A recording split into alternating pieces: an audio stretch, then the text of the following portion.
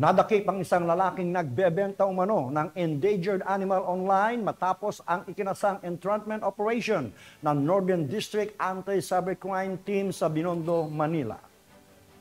Ito ay nagpapatunay sa matagumpay na koordinasyon at pagkilos ng mga otoridad laban sa pang-aabuso ng mga hayop at sa online na kriminalidad.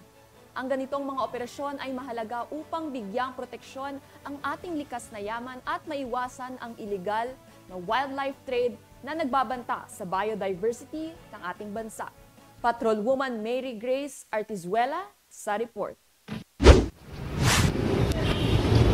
Sa Jose Abad Santos, Manila, isang entrapment operation nang isinagawa ng mga tauhan ng Northern District Anti-Cybercrime Team sa pakikipagkoordinasyon sa Jose Abad Santos Police Station 7, Manila Police District at Department of Environment and Natural Resources o DENR na nagresulta sa pagkakaaresto kay alias Kelvin, 29 anyos at residente ng Binondo, Manila, dahil sa iligal na pagbebenta online ng leopard gecko.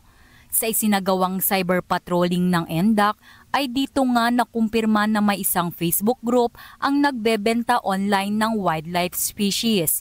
Dahil dito nakipag-ugnayan ng ating mga kapulisan sa suspect para sa isang pisikal na transaksyon na nagresulta sa kanyang pagkakaaresto.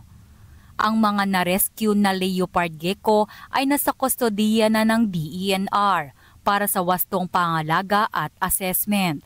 Samantala, ang naarestong suspect ay nahaharap sa paglabag sa Wildlife Resources Conservation and Protection Act at kasalukuyan itong nasa pangalaga ng Manila Police District. Ang mga na-rescued na wildlife animals ay na-turn over na po sa Biodiversity Management Bureau of the DENR for safekeeping and protection.